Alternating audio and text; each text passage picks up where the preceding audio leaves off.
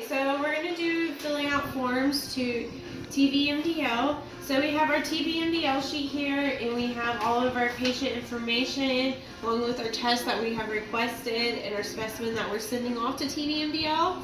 So what we have here is a specimen, and we're sending it off. The specimen doesn't need to be cold or anything when sent off. You just need a formula jar, which the specimen is in.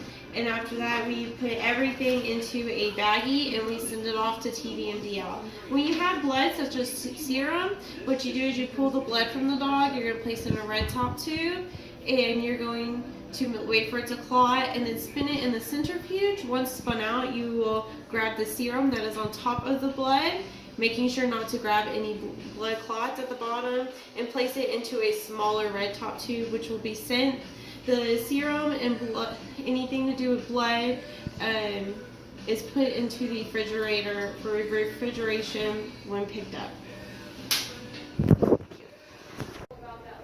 Okay, I'm going to go over how to properly maintain the laser sight machine. So what happens with the laser sight is it does auto cleaning itself. Auto cleaning happens, they do it every 4 hours, and it cycles the sheath reagent through all these lines. And every 24 hours, it runs a periodic rinsing cycle that prevents debris from backing up into the laser sight machine. Next is you have the air filter down below. Down here, that needs to be cleaned out weekly from any hair or anything that's caught. Next, you change the fluidic filter, and where that's at is you take out your waste and your reagent. And that is behind here, which is this thing. And what you would do is the machine itself will tell you how to do it when it's ready and needs to be changed. It'll go through a step process on what needs to be changed and everything.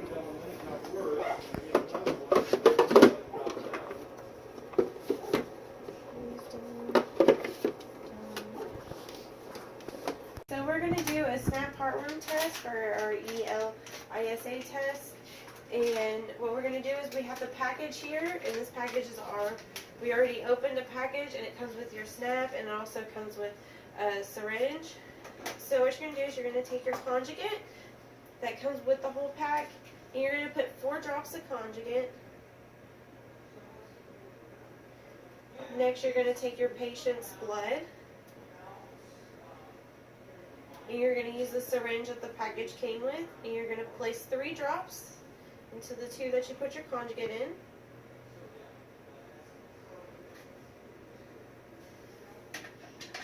Next, what you're going to do is you're going to take your tube that has your conjugate and blood mixed together, and you're going to put it at the top of the snap test.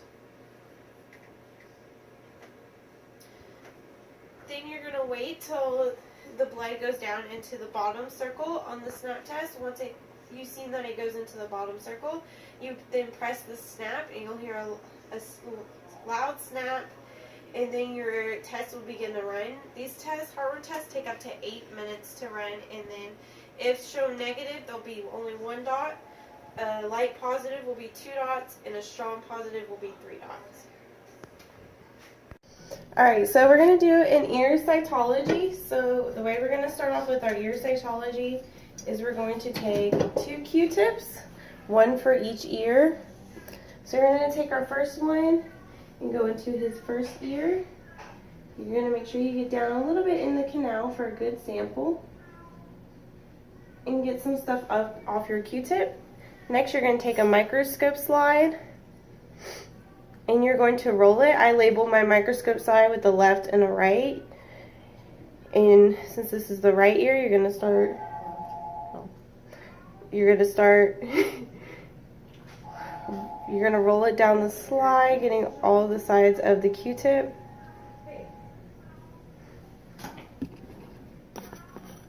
Next, we're going to take our other Q-tip for our next side. Same thing, get somewhat down into the canal. What this is going to do is it's going to check for yeast and bacteria in the ear. So we're going to roll it on the other side of the slide that we have prepared. So that way we have 2 samples on one slide to be looked at. Okay, next what we're going to do is we're going to prepare our ear slide. So we're going to take a lighter and heat up the slide a little bit. You don't want it too hot, you just want it a little warm.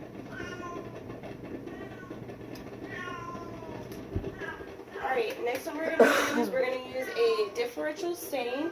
We're going to dip it into our first stain. Next, after we dipped it into the last stain, we're going to do the back side of the slide, and we're just going to rinse it off with a little bit of water just to get off any excessive stain.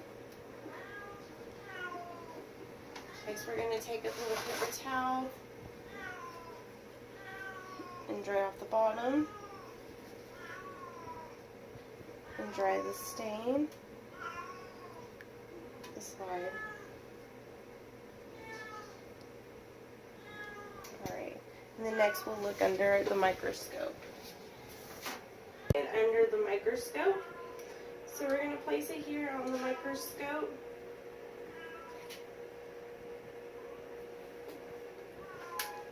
Turn the microscope on, and we're going to start from the lowest power and work our way up to high. So once we get a view on what we're looking at on the ear stain, we're going to go to the next highest power and focus in on that.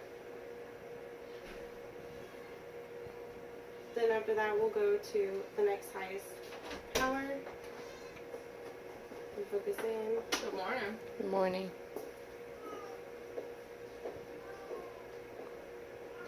Alright, and next we're going to put a little bit of mineral oil onto the slide.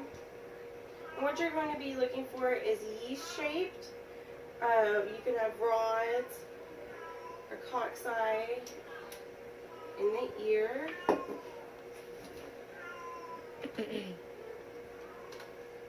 And focus in.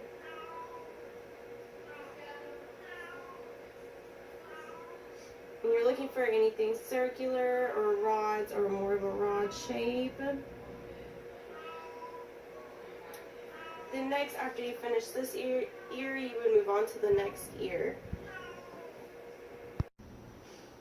Okay, for our neopropsy, we're shown here with our normal PPE.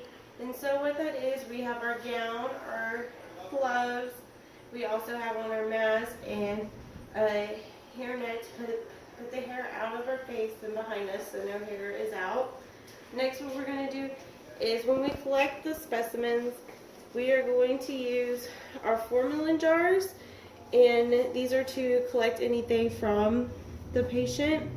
Next, what we would use is we have our bandage scissors here to cut the ribs, or we would also could use bone shears to cut the ribs. And then we have some of our cold pack instruments to be used in order to cut the specimens out of the body needed to put into the formalin jars, or to cut the skin or anything else. And then we also have our sterile pack in case anything is needed that's not in the cold pack, or needed, if it's needing to be a sterile, it would be in the sterile pack. So you would need to be in full gear, as in face shield, mask, your gown, your gloves and everything, because you are dealing and you're cutting off the head of the rabies suspect. The specimen that would be submitted would be the head, unless stated otherwise, and they instruct you to go ahead and do the whole body. And you would want to make sure it stayed cooled in the fridge. Also, when you're packaging it, it goes in a styrofoam box to be shipped out and still staying cool. The remainder of the body, if you're just taking off the head, will be cremated or burial, however is chosen for the rest of the body, unless stated otherwise, as in you're shipping the whole body to the place. Okay, so we're going to be doing our vaginal cytology. So I've already washed the vulva. I washed it with some Novacine here.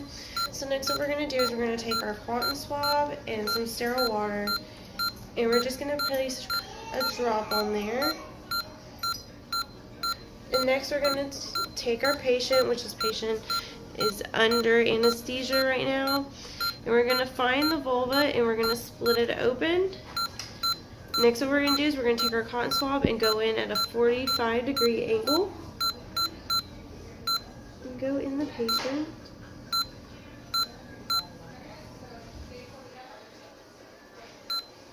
And once we have our sample, next what we're going to do is we're going to take our microscope slide and we're going to roll it onto our slide.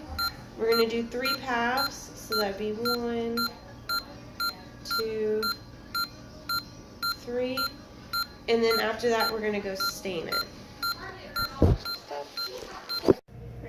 Now that we have our vaginal cytology, next what we're going to do is we're going to do our diff quick staining. It has now dried and we air dried it and we did not heat fix it. So we're going to start with our diff quick.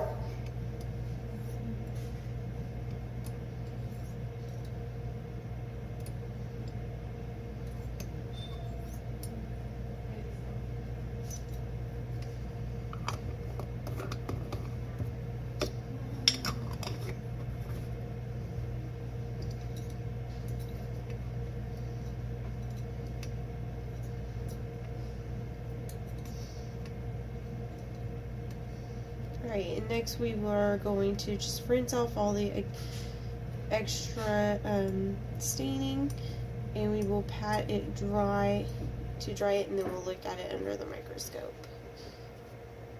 So now we're going to read our vaginal cytology. So I've dried it off and rinsed it off from the diff quick stain.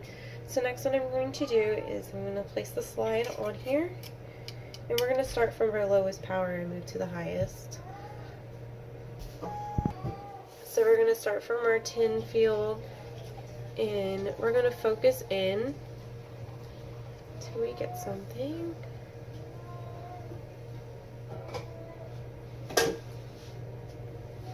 Next, when we have what we're needed, we're going to move over to the 40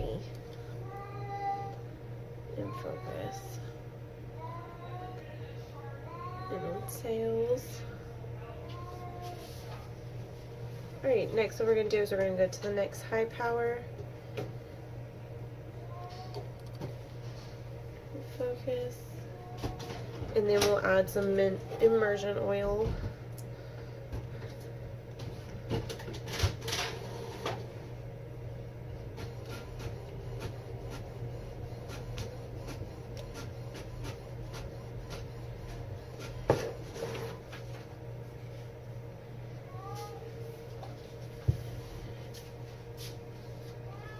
Okay, so since we did the cytology on a spayed female, all I'm really seeing is epithelial cells in the bands. Other things we'd be looking for is white blood cells, red blood cells, mucus, and also parabasal cells. But like I said, since we have a spayed female, all I'm seeing is epithelial cells. And we can move down to our 3 rows after we made with the cotton swab and see the bands.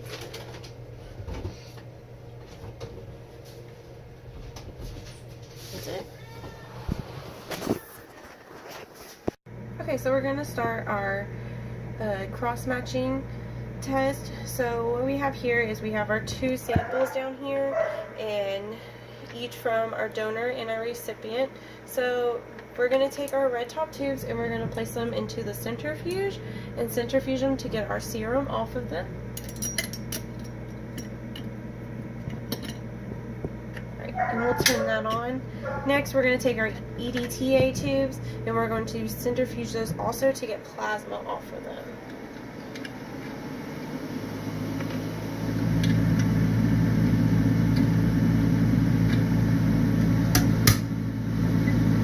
And once those are done centrifuging, we will then put the serum into smaller red top tubes to separate the serum and then we'll also have our plasma from the EPTA. Okay, after we have centrifuged everything, we've got our plasma here in our purple tops. We've labeled them with our donors and our names on them, which is our name, and then we put a D on the top for donor.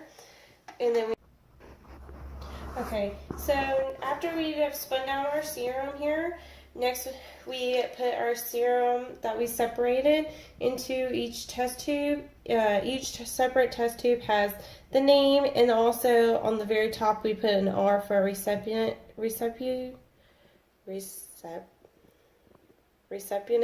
and a D for our donor. So next what we're going to do is we're going to do our erythrocyte suspension. We're going to do our erythrocyte wash. So we're going to take our recipient's blood here. Can't see it.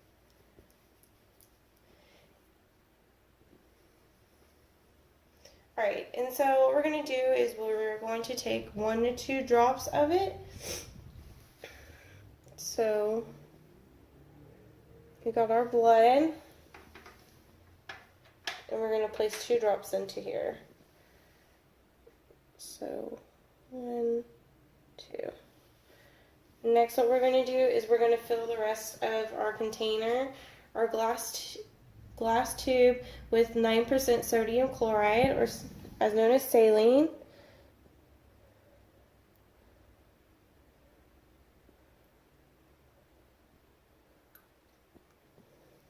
Okay, and then we're going to go gently mix it, and then we'll centrifuge it for 1 minute at 3,400 RPMs, and then we'll do the wash. Now that we centrifuge it for 1 minute, we're going to empty what's remaining at the top of the top. So we'll take our pipette and take out all the necessary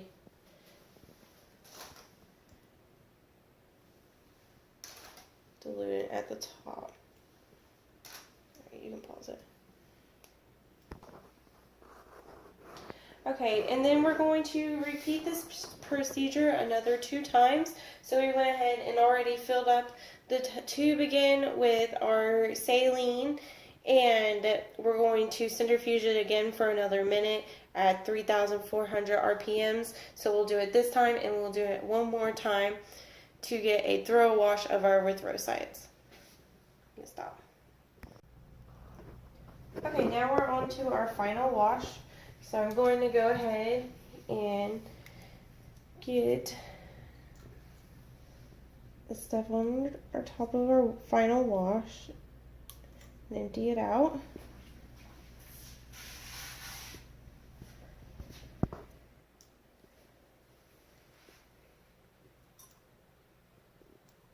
As you can see, we have a nice clear wash coming. You can pause it. Okay, next what we're going to do is we're going to get 0.02 mLs of our packed cell down here.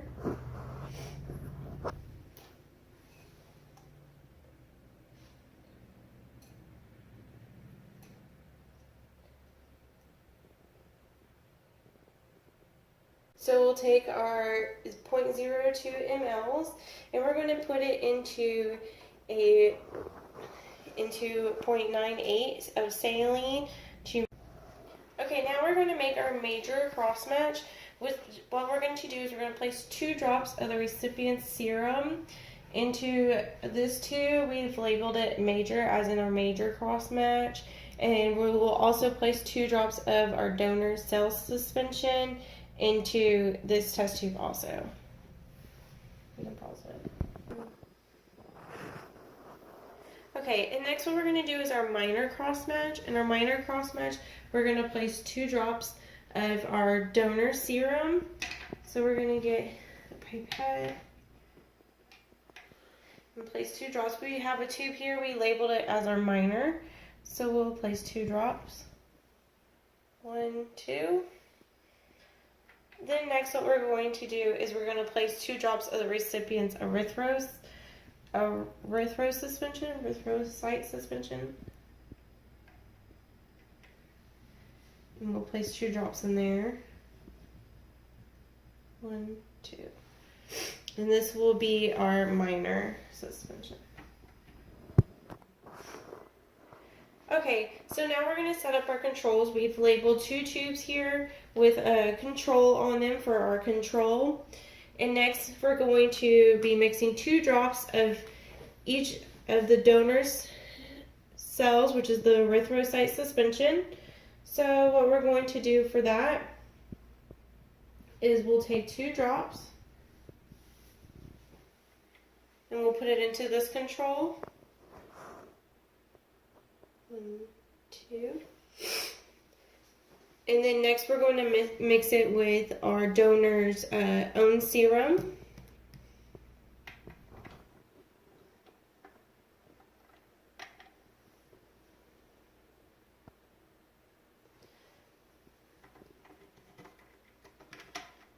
In our next control tube, we're going to place the recipient cells with its own serum in the other one.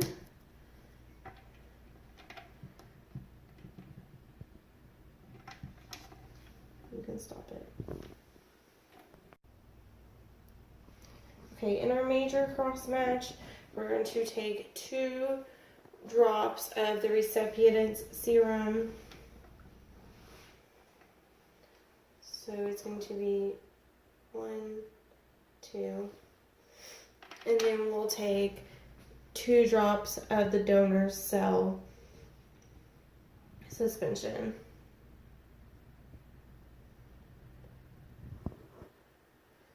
Alright, you can pause it.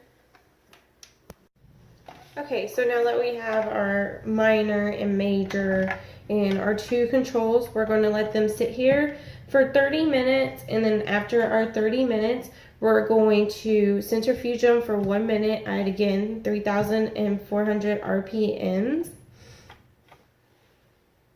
Right, now that we have spun all of our tubes and have centrifuged them, next we're going to examine the supernatant of each tube. So what you're going to do is you're going to look at each tube, and you're going to see at the bottom that all the cells are packed. And you're going to gently tap them, each one. And the reason for tapping is to detect grossly visible coagulation of the erythrocytes. So we're just gently tapping. This is our controlled right here.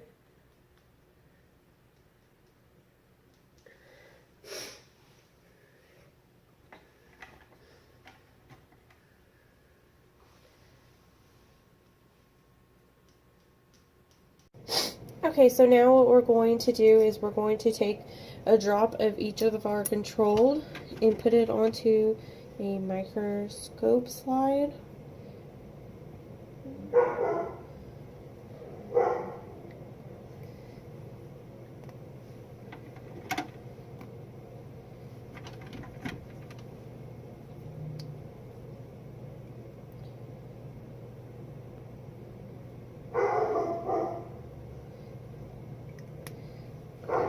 And then next what we're going to do is we're going to put a microscope slipcover onto each control.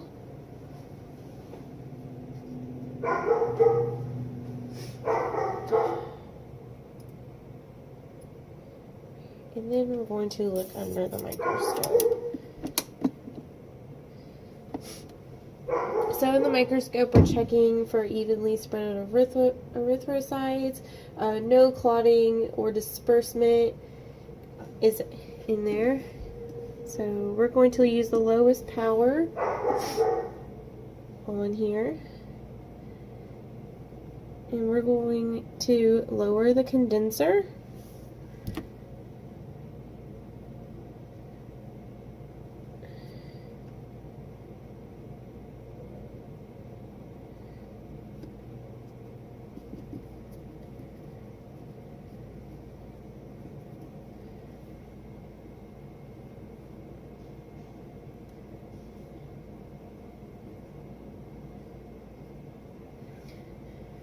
Alright, and so we'll look into the microscope.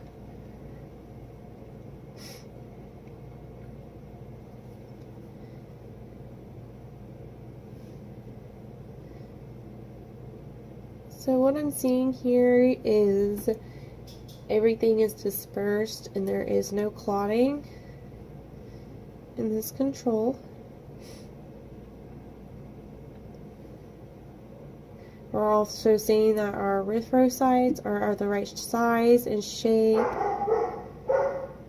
that there is no abnormalities. Everything's just kind of moving with the current of the fluid right now, kind of dispersing to the edges.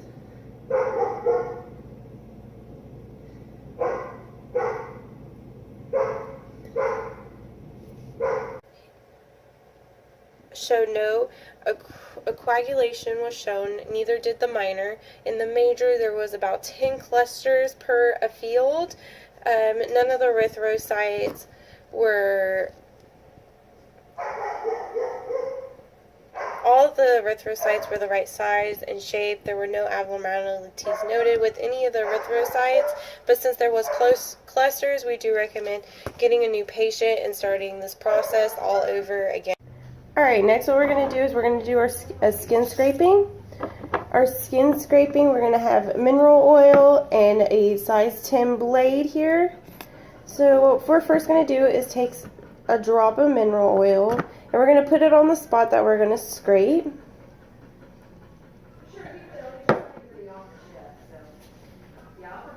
You're going to scrape a spot that hair loss is occurring.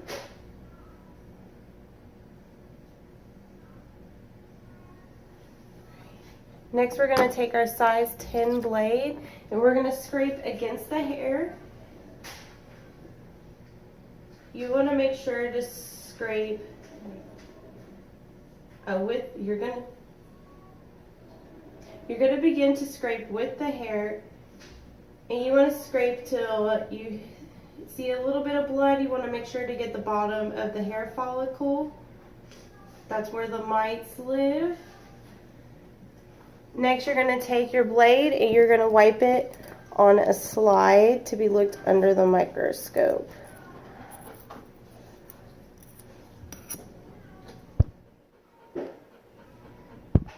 Okay, so next what we're looking for on the microscope is we're going to be looking for any mites. We're going to look for Demodex or